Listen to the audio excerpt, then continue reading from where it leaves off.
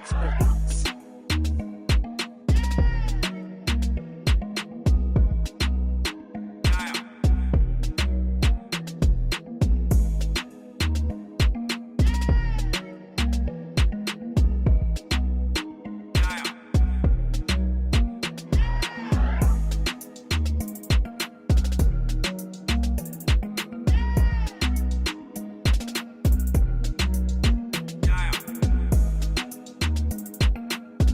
Experience the hub. I always say that every day is a good day to have a good day. Every day is a good day to be. And once you have the ability to be, that means you could become. And you can become anything you want in this world. And today I'm surrounded by a handful of men. Guys, cheers, eh? Cheers. As I say, you all get the best production out of the hub, boy. We have the wooden counter on the right of me. We are seated in Jonny Cuttz Barbershop in Chaguanas, and it's a really warm feeling to have this array of men in the same space at the same time. I've always been a men's advocate. I believe that men's voices matter too. And I think doing it in this setting, in this forum, where you all could feed off of each other, understanding that it's the Me Too effect. You're never in it alone. Your story is Kern's story. Kern's story could be Kimber's story. Kimber's story could be the wooden counter's story. And this is what we need to learn, not just as men, but also women and also mankind. And this is why when I use the word mankind, it's so impactful. Man meaning both men and women. Let's learn to be kind. So today we're going to just travel through the lived experiences, the beliefs, the thoughts of these men that I have on my panel. I feel so secure in this moment. You all wouldn't even believe it. So you all know, as always, it's love, it's light, it's the hub, and this is my men's forum. This is a dedication to you guys. I must say thank you for giving me the time, giving me the space. We're gonna have a good day.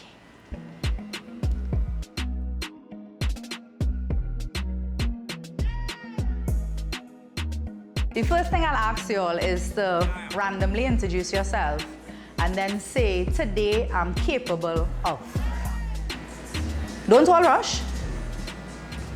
My name is John, aka Coach KG, aka Coach Man, basketball coach. And today I am capable of impacting some young man's life. My name is Luke Formino. Coach like Coach Man too, but I'm in the personal growth and leadership development space, and I'm definitely capable of empowering somebody. I usually say helping them to get in alignment with their purpose for life and how they can make a contribution in this world. Well, my name is Isaiah John. I do spoken word poetry. I'm part of the Roots Foundation. One thing I'm capable of is helping the youth find a voice. Yeah,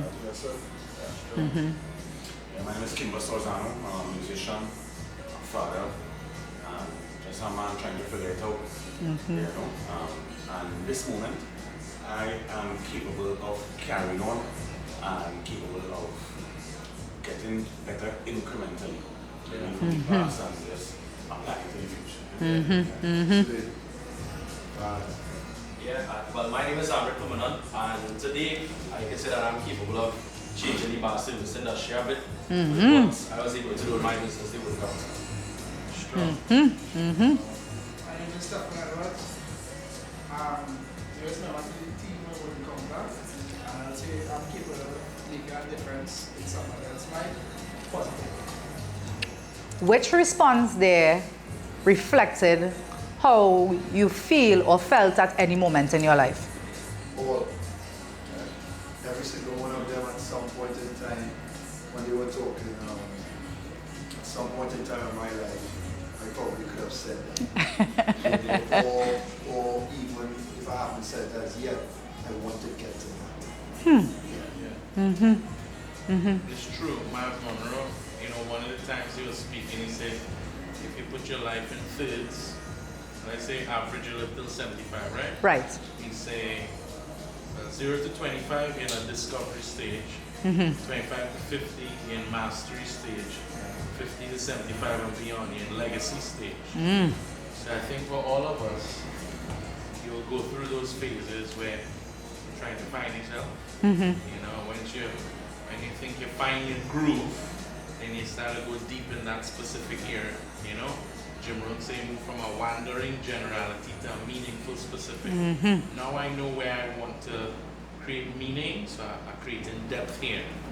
And then after that is always passing on to others. You know, it's Each one teach one. without making a difference with what you have done. Yeah. Who's the youngest person on the set this afternoon? I'm the youngest one. And then who? Yes, I don't know. Me? I'm 44. Yeah, me. Nah. 40. No. Them two fellas Oh, said shucks. Yes. So I will be 30 years next week. Oh, yeah. But we're taking our chairs to the wooden counter for more now, eh? Our chairs for more now. Now, why I ask that is because I'm feeding off of what Luke just put into compartments. And so the two youngest boys on the set right now, you all heard what Luke said. Are you all in that discovery stage as to where you all want to be? Or have you all already identified my purpose, my drive, my whys, my hows? So what I would say, within the last year of my life, I would say every day I'm learning something new. Once you have life, is an opportunity to grow. And for the last year, I've been exposed and meeting so many different things and aspects of life itself. I would say that I am in that stage of discovery every day. And what I'm trying to do is be better than the person I was yesterday. Yeah. So, Yeah. you know, that's it for me right now. To say the same, I wouldn't say the same thing because I feel like everybody grew up different. Yeah. So, like some people's legacy mode might be 75, some people might be 80. Wow. You know? Yeah. So that's just it now. But like, I understand where he's coming from, where you have to find yourself, but I think for me, I've been in certain circumstances from very young. I'm still young, so I'm from very young. So I could say like, now I find myself, I just want to hold into what I have to do and what I want to do now. Right? Yeah.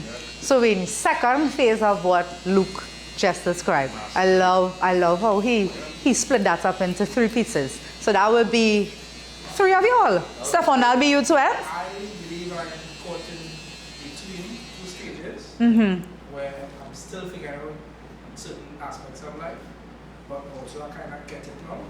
In that things that you used to find exciting and joyful and things that you must do, you realize all those things It don't make sense. don't matter.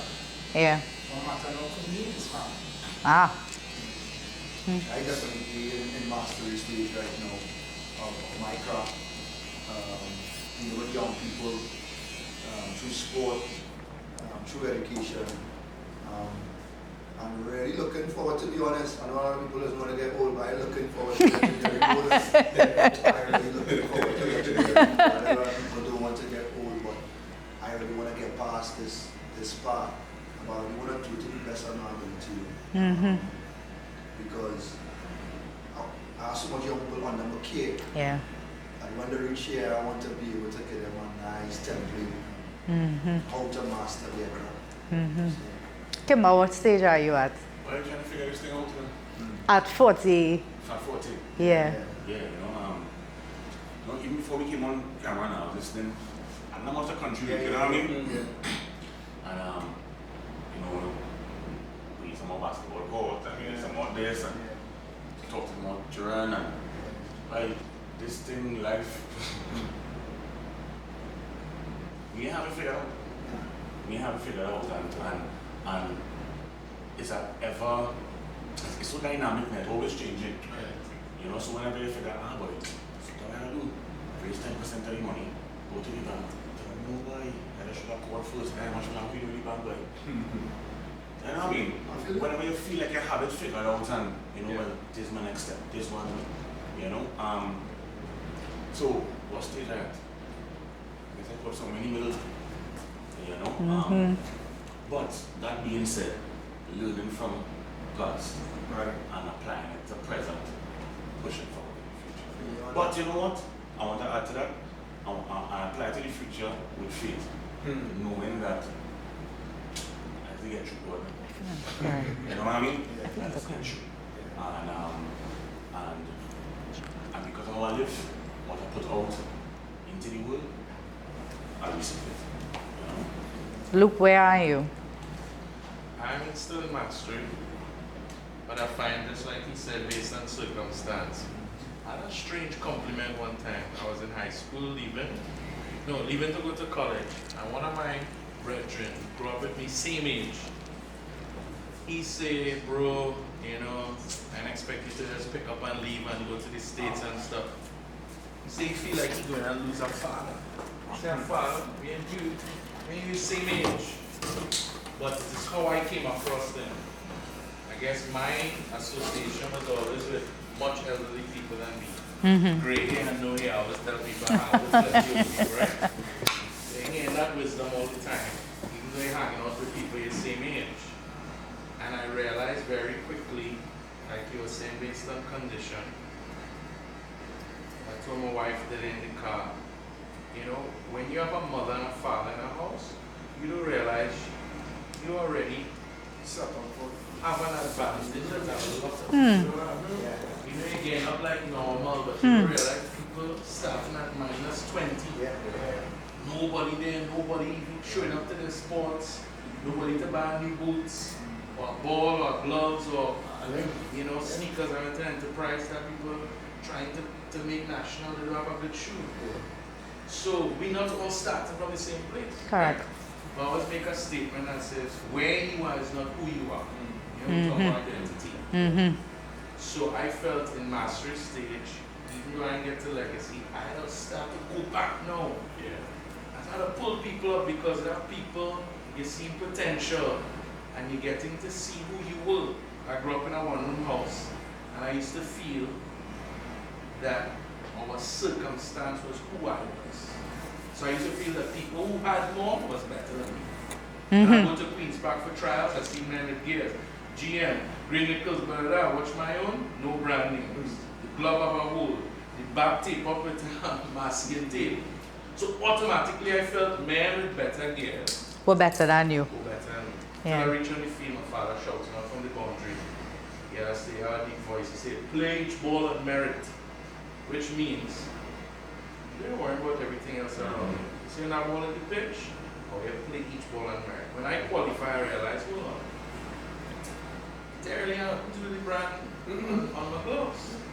The greatness is really within. And I go and speak to young people, I was telling them, see this pumpkin seed here? I walk with a pumpkin seed. And I showed them a big pumpkin. I said, could you imagine this big thing come from inside of that? So it's like the wisdom of God is that He's hiding the future of a thing inside of it. So for me, for people, I have to show them how to get greatness from inside of them to manifest on the outside. So even though I'm in mastery, I find that I have to be looking back to young people to tell them, hey, you stop believing. Yeah. Pick up your head, you know. Yeah. I was there too, you know. Don't watch what you have in your hand and think that is who you are, you know. So it's almost like it's a duality at the same time. Yeah. You're looking at mastery, but you're giving back in a kind To of somebody like else. same way already. So it's like we're seeing all the categories intertwining with each other. And sometimes you're at one stage, and then next month you probably visit another stage. And then the month after that, you have all three together. Yeah. And I'm listening to Luke talk, and I'm seeing Isaiah. And anybody knows Isaiah's story. Isaiah's story is when they say a flower grew out of the concrete. Right? And I had the word encounter also in an interview, and I remember him talking about his finances and the lessons from his mother. And so now I'm listening to Luke, and I realize the itty-bitty things that we think is just, well, all right, everybody have that. It's maybe the things that make the word encounter. Because mommy started to talk finances. In Isaiah's case, somebody started to talk things in Isaiah's head who wasn't his biological mother, but that person was parenting. So today now when Luke sits here, Isaiah could say, that is my story. You could say, that is my story. And I think this is the great thing about conversations. And I think this is the greatest taboo we have with men when they say men don't talk. Men don't communicate. men cannot express themselves. And I'm like, no, men just need Jonny's Barbershop with cocktails from the wooden counter, camera from Iran, the host from the hub, and men actually know how to express themselves. I am asking if anyone could put into a very short statement the definition of manhood. Let's go look. Come coach, man. I like when you're young boy and I'm not good to say that. Let's start from the young people. Give us a definition of manhood. Which I say, looking for support in the back. Not looking for support. I thought those were the first. Well, from what we live, I could say that. I could say that. From what we live, the definition of our man is a provider, a protector. But I think within the line, it kind of gets skewed now, right? It kind of gets skewed because as our man is, I was telling, now you know how to show no emotions. That's what causes me main problem. We are all this pent up, whatever, and we don't have the space to show the emotions. Because this is we're crying for is a game. Yeah. Everybody just crying. It's Yeah. natural, like how everybody becomes. Yeah. You know, like manhood can be described as so much things. But I would just say a protector, a protector, a friend, like a leader in a sense. We could add to the pot. Of course. It's very hard for me to put a label on it because although my father was there, he was much of a father. Wow. Right? So I never had Wow. experience like come to the heart of the summer or whatever. So for me it was living on the fly. And it would actually come on me before. I still in between. Right? And everybody have what a man is supposed to do. But when I listen to what they say we have provider, most people don't have money. They talk about covering the family. You understand? So for me it's about living leadership. And what type of leader would I like to be? Yeah. What type of leader would my son look up to be? And that's why for me, at this point in time, I say it's about covering my family and starting to show emotions. That if you don't show emotions, I show love. And without love, I don't think it can be a building or group. It's not a part of it, it's listening. And most men don't like to listen. Ole laughing. Ole laughing. Because sometimes we stubborn, sometimes we feel really good, but at the end of the day, slow down and listen. So even this forum, we will different aspects of it, different aspects of what are the Could I just say that the wooden counter made an excellent choice by having Stefan on a part of this company, you know? Excellent choice. Sure about that. Who want to add to the pot? There's a statement from the Bible that says, when I was a child, I'll do childish. speak like a child, I thought like a child, I reason like a child. When I became a man, I threw away childishness. So one of the simple things for me is manhood is throwing away childishness. Now you're throwing that away to become what? And I like to stick, I take a lot of my philosophy from scripture. You know, God put the first man in a garden. The name of the garden translates the present. So I feel manhood is exemplary relationship with a man and his relationship with his creator, whoever that could be for you, right?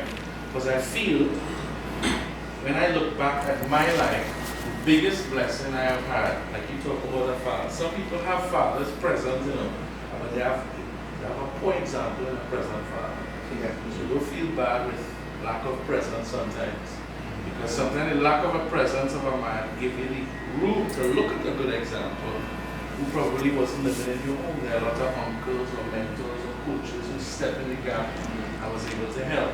So firstly is my relationship with God, but second, God tells the man, tend the garden, which means work. You talk about provision. I find there's a philosophy young men have to get early philosophy of work allows you to provide. Because family starts to look at that for provision, right? Tell them to keep means to care, which comes down to what he's saying. It's not just about money, emotional provision from a father, right? To dare to talk. I watch my son in football practice. When I'm not there, you know, can't think on the field. I watch him from the car. He ain't see me yet, you know. I drop him off, and I'm watching him. He do all kind of thing on the field. As soon as I come out, I can't walk on the side of the field. The man game is just why?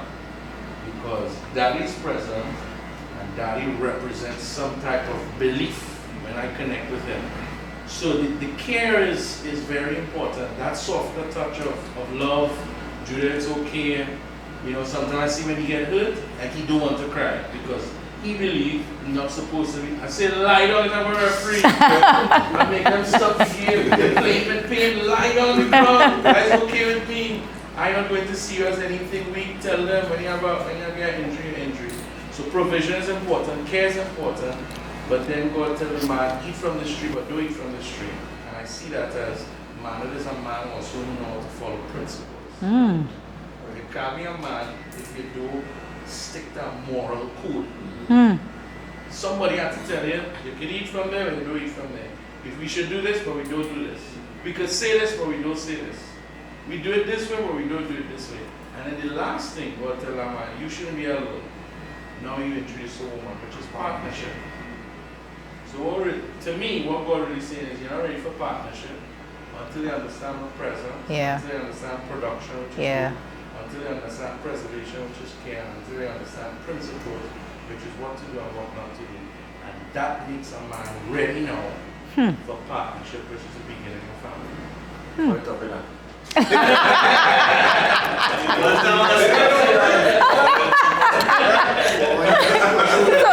Luke just summarized everything. I want to say that it took me a long time to identify that I learned my emotional intelligence from my father. I feel really honored to be able to make that particular statement. I have seen him cry many times. I've seen him bottle up his emotions, walk out the door and come back the next morning. I have seen him at times going to tell his mother something, but as Luke said, there are do's and don'ts. Honor thy parents and your days shall be longer. Where did most of you all learn your emotional intelligence from? According to my woman, I don't know.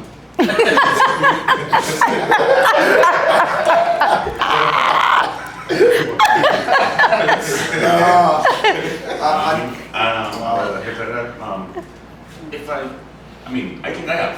You know, but maybe I'm not the judge of that. And if I do, it's not from my father. You know, mind you, my father is my hero, but not my father. You know, we have a little background story. He has 14 children, and the third eldest in my father's set. And I watch my father now with the younger of the children. Yeah. And I want to know, who is this man? You had enough time to Gentle parents. You had enough time to cut yourself. You know, some young man come home. If you're not reading, pretend to read. Pick up a book, pick up a book, do something. You know what I'm saying? Now I see my father with my sister, head on the lap, and he's in the ear. I say, what you have? I say, what you have? Mind you, I'm happy that he has become. You know what I mean? In that regard. You know? But speaking of emotional intelligence, I would think that I watch a situation, suss it out, and listen, you know, and maybe I have it wrong. I try to address the issues that you are voicing to me that you might have, but sometimes I don't want that voice. You only just listen to what you say, you know. So maybe I don't have emotional intelligence, you know. Or what is this? What is that emotional intelligence? I think for me, if I have to summarize it, because I've always been I'm like a jelly bean, hard on the outside, but soft on the inside. And I think for me, emotional intelligence is being able to, one, acknowledge, two, feel, and within feeling is allowing the process of the emotions to flow through. And I understand with the social fabric that we have given to men automatically, sitting with your emotions has never been on the forefront. Get up, work, provide, go again. Get up, work, provide, go again. And from a very tender age is, don't cry. What are you crying for? Here's a big boy.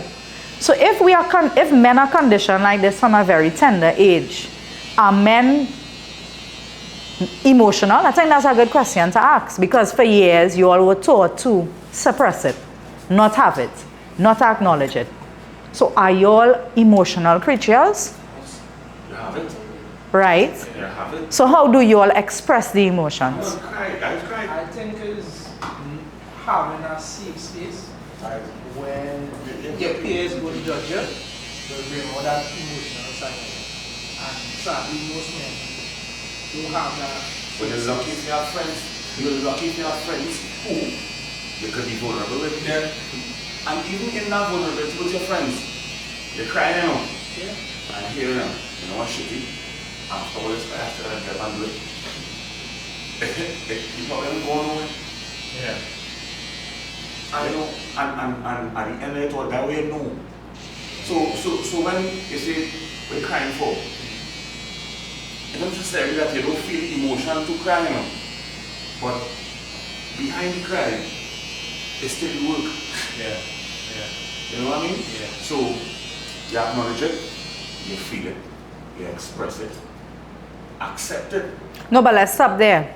How many men do we really know who are comfortable with expressing their emotions, good, bad, or indifferent? And sometimes it's not only to yourself. Yeah. It's towards other people. Yeah. Emotional intelligence is not only about to you. It's how you see other people. How you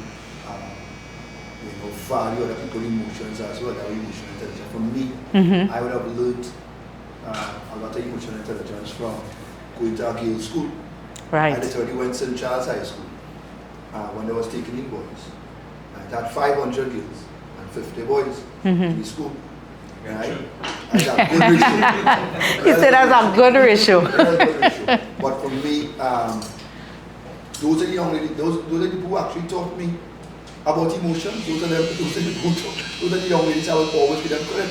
Right? Those are the ones who taught me, you can't be that rough. With females. Okay.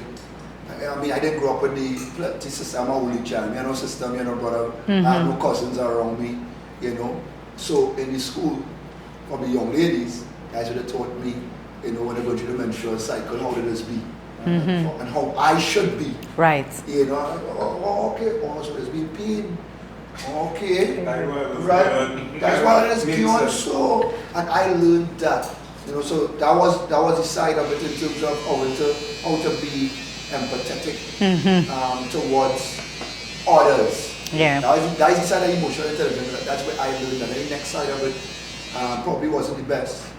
Offset we were talking, because I was just talking about on the block. The men on the block telling you how you should be, you know. And some of it wasn't the right thing. Most of it was not the right thing. You know, simple thing as you already passed in the street, how you address her. You know, them are teaching you the right thing how to address a young lady. You know, so for me, it was school system. And then my mother, I already had no father who told me, this, all right, here we're going, or much male figures who told me, this is how you address females, this is how you should,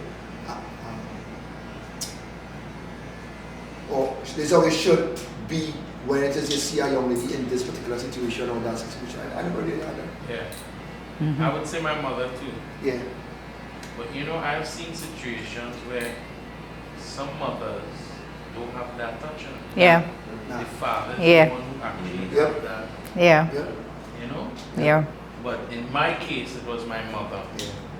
She really gave, and then my wife looked like she took over the class now. Yeah. My mom died in 2022, but my wife really, if you could listen, Because they see some things, you know. Yeah.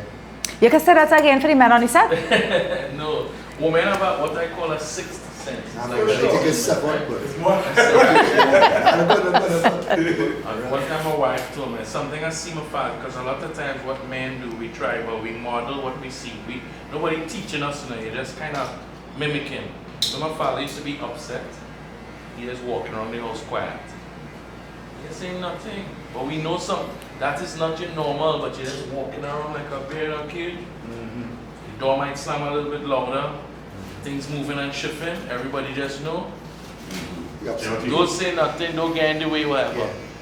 But you observe that, you're not saying nothing in class, but if you do not consciously address what you are seeing modeled, you are more than likely to do what you've been observing. Mm-hmm. Yeah. So I started doing it when I just got married. And my wife said, what are you doing?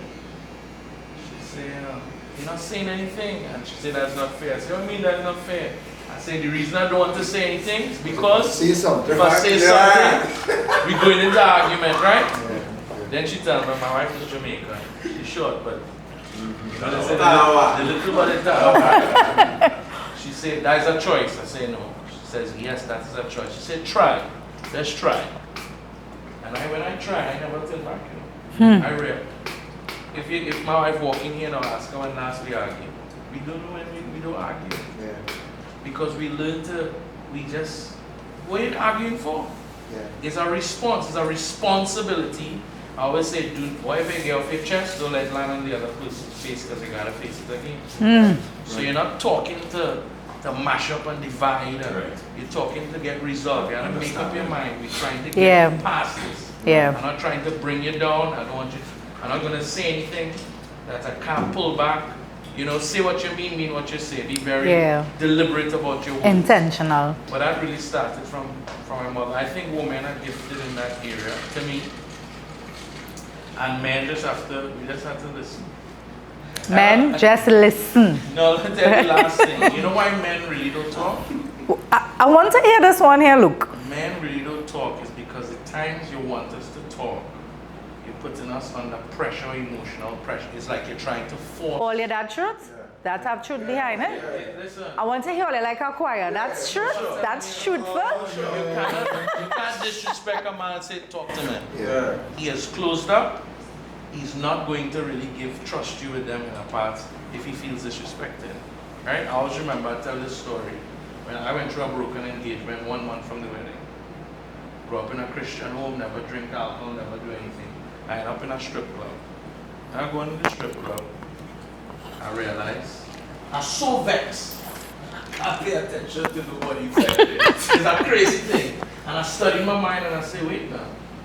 Anger, anger blocks something in the brain from being pleasure. Because in a place where people go to relax, and it was so bad that people say, hey, everything okay, bro? It's like they're seeing your energy, they're feeling your level of energy. And that brought me to understand within myself that you have to understand how you are made up as a man. If a man is disrespected, I don't care how beautiful, attractive a woman is. A man who's feels disrespected is almost like he does not want to connect with you.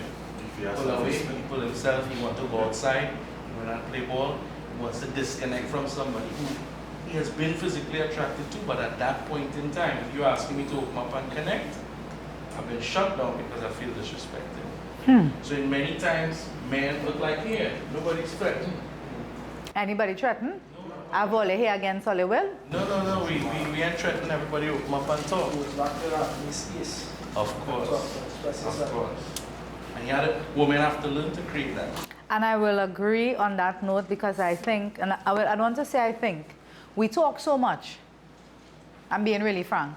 Like we talk so much, we are so highly emotional that when something happens, we want to address it right here, right now. And we often wonder, so why all I don't want to talk? Let's talk about this now. What you want to have this lingering for 2-3 days, and then on the 4th day, you're coming with this energy. So I will agree that we are sometimes our greatest demise when it comes to reaching y'all. We want y'all to be a little more open. We want you all to understand that when you choose a partner, good, bad, or indifferent, we want to hear. And energy is a serious thing. We feed off of you all. You all don't feed off of us. We feed off of you all. So can I add to something? Mm-hmm. I'd like to say that something that I have learned as well though, but when it comes to women, they more so listen to respond and not to understand. You correct. We tend to talk. You're correct. Say it again. Respond. I'm not understand. You all are correct. Yeah. You all are correct. I can't think say that, no, mind you, can't say that For all. majority of. Majority. You all are correct. And I think it comes from a place of us being so emotionally driven that when we get angry or we get passionate about something, I need you to listen to what I have to say right now. If it takes me 2 hours to say what I have to say, I want you to pay attention for me for 2 hours. But Luke is correct. The more we do that, the more we push you all away from us. He is correct. safe space. That's coming out of safe space. Yeah, it definitely does. And I think it goes back to conversations like these, where understanding each other is of paramount importance. Because Kimber is able to say, my girlfriend says I doesn't have emotional intelligence. That means they have had that conversation. That means she's probably read into something that he has been continuously doing. Next thing too, is plenty of us as men, we don't really like to hear from each other too. Or we just want to open up, be open with our voice. If Kimber says certain things about, you want to side with Kimber right through. But you're not doing it. Instead of being, I Kimber, I feel around on this one. Yeah. I feel around on this one. You gotta Yeah. understand where she coming from to it, my dear. And plenty times men don't like to take that side of it because, you know, Accountability. yeah, accountability. You want to take that side because our boy may listen, our boy might. So I mean, Yeah, but you watch me, I kinda. is that really your friend? That's what I'm saying. Oh, we do that. We do that too. You know, we're real friends and real brethren. We tell each other. If I see you have a family, right, and I really consider it, and I know your family means everything to you, I should be able to say, I'm a coach. See that movie making me, I recognize it correctly. There were plenty times too. Remember, just like what you don't say in terms of a woman, plenty men do the same thing too. In terms of, you can't tell me nothing because when you say tell me, I already watching your life too. I come into you, Kimber, and I say, well, you already care everything, but Kimber, you watching me and say, can you talk about me now, boy? You telling me that much? What you? But We wasn't Luke.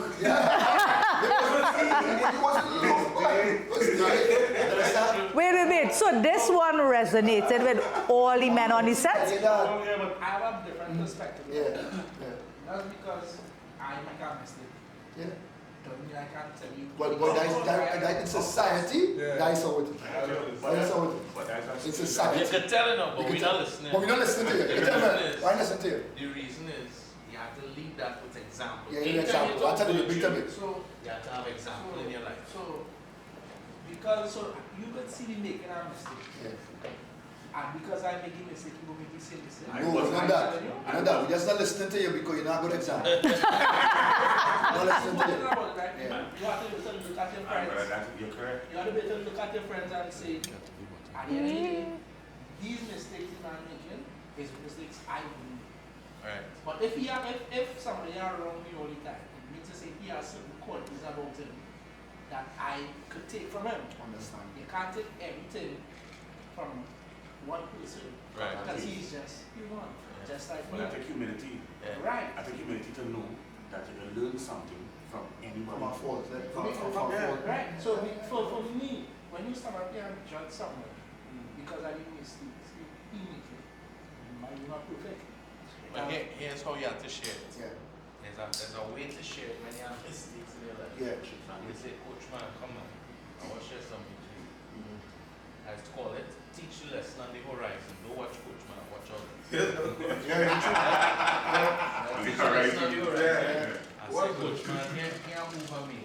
About 3 years ago, I do da. And let me tell you where I end up. And here's how things end up.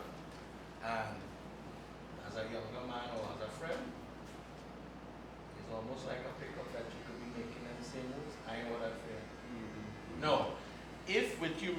share mistakes like that, a man might take you on. But then we go back to say, and the person that says, who you keeping around me? I think something that that still said to me today is a quote that a wise man will learn from his mistakes, but a wiser man will learn from the mistakes others made before. And I think that's the reason why most of my brethren way older than me. Because I figured that when I used to learn with brethren around my age group, they would encourage bullshit. Until I started actually lying with fellas who had families, who were fathers, you know, Strong. and they could actually put some sense in my head. More wisdom. They had more mistakes and more turnaround from their experiences. I mean, I used to say the same thing too. I used to say the same thing, but I feel like how I come up.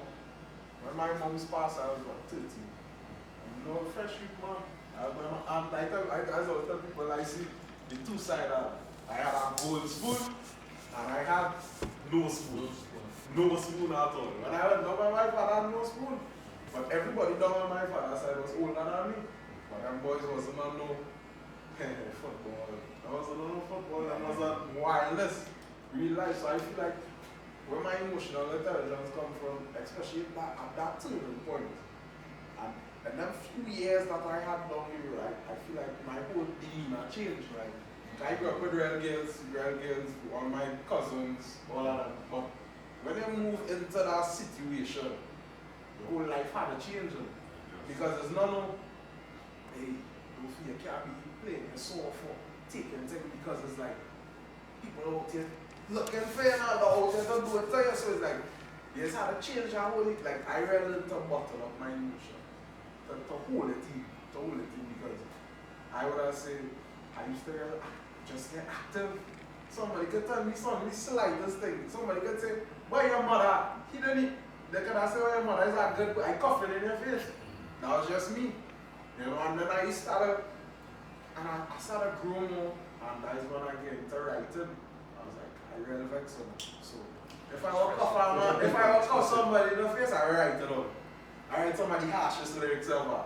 Say it twice, and it's out of the system now. So it's like I learned to deal with certain situations different. Creativity. You know, and people is always like, so like my father is always was this.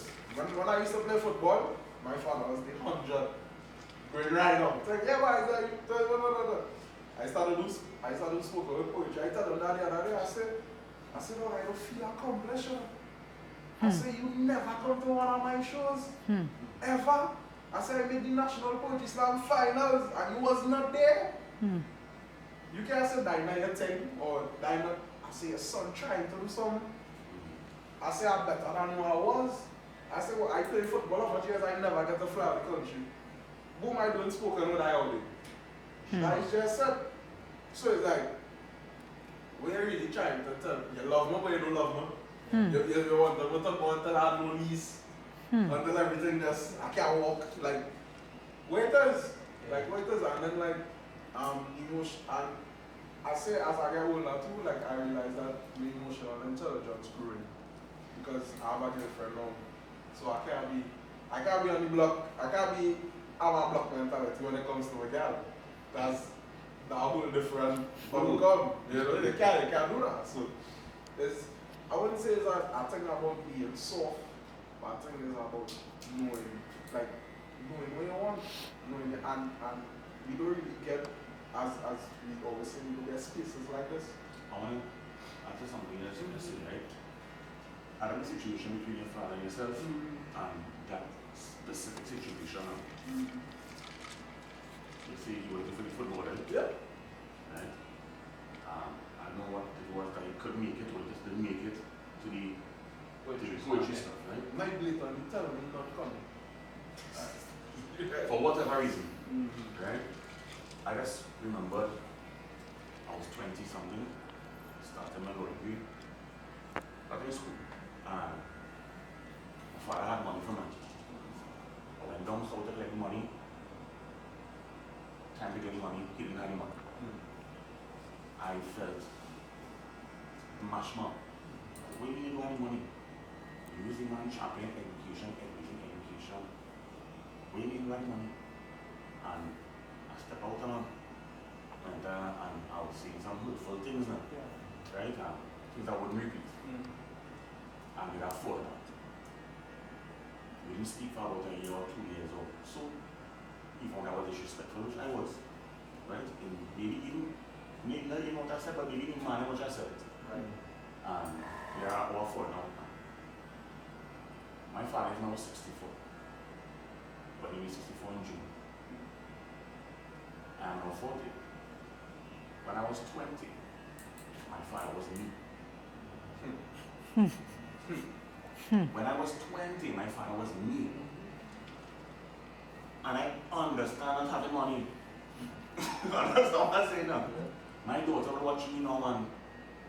But daddy, you know, I might be so. I say, I need you, I ain't have it now. But let me see what I can do. But that was, that was my old man. That's crazy. At 40, talking to a 20-year-old me. That's crazy. So coming up, exactly, and coming up, we idolize, then we demonize, then we humanize with parents. You know what I'm saying? Give me the order again. We First, idolize. when young, in teenage years now, well, from 0 to Idolize. about 12, we idolize them. Couldn't go wrong. Like daddy, like mommy. And we don't Then understand they had a some idolize age them. now, you're in the teens. You need to do what you want to demonizing them. But you don't understand. I want to go island crashers. You know what I'm saying? I swear, you could see if you can make it happen. I can't take you demonizing them. Then now, when you cross the barrier now, you gotta say, you know, I can understand how guy didn't have it, you know, right? So, let me show some grace. I ain't showing no grace for that. No, I ain't showing no grace for that. I ain't showing no grace for that because don't tell me it don't happen. Don't tell me it don't happen. Because we was outside. We have it. We don't care if you don't have it.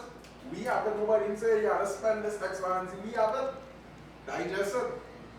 We was outside. We had it. You know, I never ask my father. I don't ask my father for that. I said. I don't ask my father for nothing. But like what you say, do I say? No, I get it, and it's like, but the thing is with me, it's like, I show an interest in something, in something. I said, you might feel it, but I said, look what's going on here. I said, look how much you do this, I say, how well you want to learn how to think that. Just tell me, and it's like, and with me sometimes it's like, it's like that. Just come and just see it one time now, boy. Well, I'll tell you this, it comes back to, for example, my father, mama, when we used to be traveling or whatever, and they come to drop you off in the airport, back in the day, anybody leaving, it was a big thing in the airport. People just take a taxi today. Back in the day, we had weaving gallery, right? It was a special thing. When my father hugging me, he said, "Jack, kind of a quick thing, and he said, "Keep tap on the back." But I used to say, "Go back and hug the chair." One who left for a little bit longer, we just did. What happened? He never get no hugs. My grandfather, school teacher, discipline, principal, he had 12 children. So he does not know the emotional daddy. He's a stomach to say I love you. But how is love language? He buying this thing. Love you, daddy. It's almost like he don't know how to bring that out, right? So the emotional term. So probably in his eyes, he don't know how to champion what you're doing today because his limited perspective. That sucker is something probably that's saying, yo, my son, watch on TV here, but his value system don't know how to champion his greatness of what he's doing here now. Isn't that a case of some parents trying to live through their children? It could be. Because achievement, for me, achievement is achievement. Yes. Doesn't matter if it's football, spoken, dancing. But some parents see spoken and dancing as quote unquote female things. So he taking his son, supposed to be a footballer. Right. Not knowing that he could be taking spoken word. But in his mind, spoken word is for ladies. You never know. And like I say, you have all the information, eh? I want to say that. So we just hypothesizing. I mean, yeah, we just speaking about. But I don't know, but I don't say it. All yeah. I don't talk to Daddy, be showing up to the next slam. All you saw what just happened there, right? Yeah, we in the flow. A little odd, right? You all realize that each one teach one, right? And Isaiah said it when the camera was off. And he said we need to reach young people like this on the ground. Yeah. And Luke is the ground, Coach is the ground, Kimba is the ground. And now we have Stefan and Isaiah and my favorite in the back there. They are where you all need to reach. And before we cut, and I wanted real quick, the greatest lesson your father taught you. Just so you drop that? Just so. You all brought it here, so I just finishing it off. Always be observer. Right. Greatest lesson. Go, Coach, man. I'm feeling warm. I don't answer, you know, but so I never really beat my father now. So, Never? Yeah. Wow. And I answer you what? So don't you think his absence taught you something? Wow.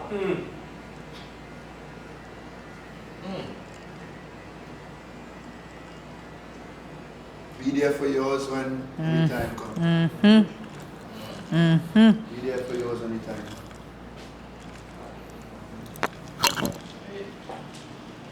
For me, I would say he never told me this, but it's something that was understood. Yeah. Is that in life, I would say fathers, not only my father, but fathers in general, that is the only man would want to see you doing better than him.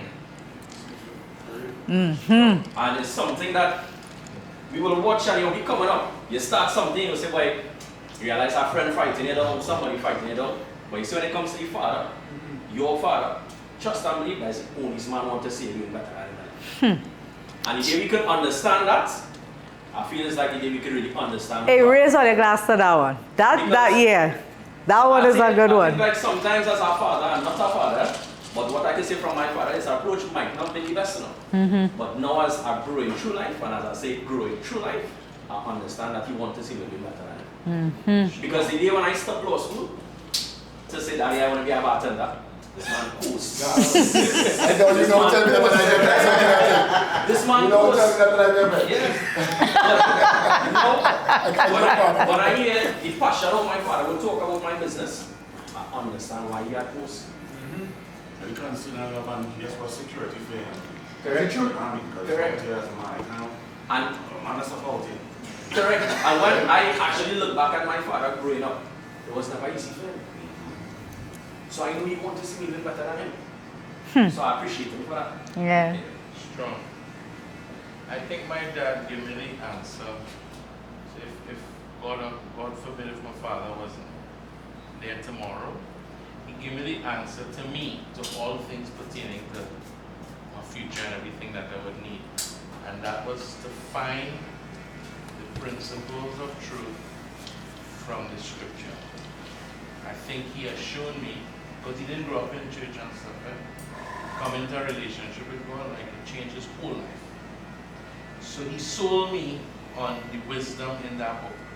And from the time I pick up on that, I start to see the results in my own life. So it's almost like he passed on to me what were the secrets to doing life the right way. Especially as a man, he said, he learned everything from there. Husband, father, business, everything he learned from there. So I would say that is the greatest Lesson. greatest transfer and lesson that I've gotten from it. Stefan? This is really thing for me because I say it was there, but it was not the example. And I would say the biggest thing I take from it is even though that you have many doubters, you know that that's circumstances like that, believe in yourself, better yourself. Strong. And watching, you know. Set little goals, medium goals, mid-term goals, long-term goals, and piece by piece, till by little. All them little daily goals are little weekly, little monthly, and little yearly. Everything will be okay. Believe in yourself. Kimba? One of my father's Rastafari, right? Church tribe.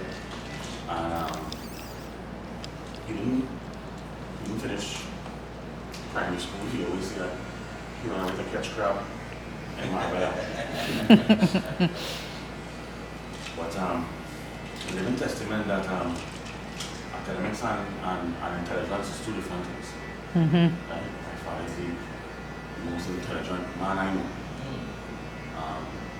He taught me his integrity. He taught me, mind he wasn't in the home, but every August holidays, I don't do every Easter, I don't do every, you know what I mean? Father's a road man, right? And he had that respect. I see my father create thriving business with nothing, just discipline. He mightn't be able to write a sentence fully, but maths, you know that. In money, you know that. Right? And in your depths, he had the right thing to say that. You know, his people pull you out of that. He speaks like in parables almost, because I guess he used to read from the Bible actually. You know? You say Kimba, you was a Levite, from the tribe of Levite. You will take on a wall with a pin, have nothing out there stop. Right? While I was talking, I was thinking that my father maybe what was the greatest thing? I could put a finger on one thing, you know? But and he taught me things that I don't want to be as well. Yeah. You know? Yeah, right. And then the most beautiful of all, I see him change. Transformation. This man is a serious man. My father is a serious man. Until I call my father a name he known by, and he said, look, come here. To see him on the bed, with your daughter in here. And Daddy, until now, call my father like that. If you think, alright, I love you, son. I said, like that, you know, but you can see that before. You know what I mean? So the ability to change, you know, and to believe in yourself.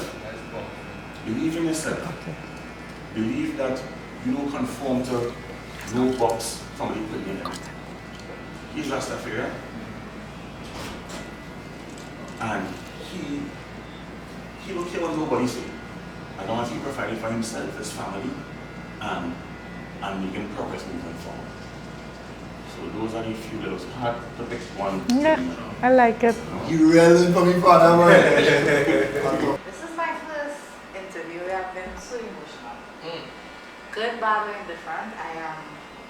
My father does no wrong, says no wrong, is no wrong. My mother tells me that all the time.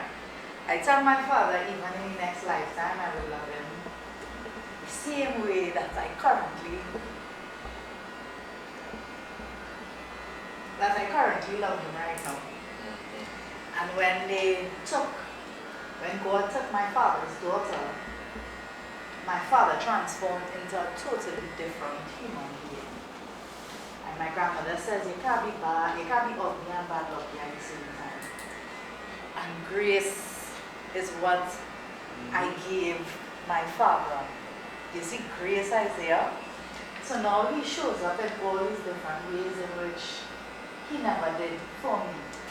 And I was like, yeah, if I knew this is what grandchildren did, I would have given him grandchildren since I'm 16. And I just say that to say this because throughout the entire interview, I was really emotional.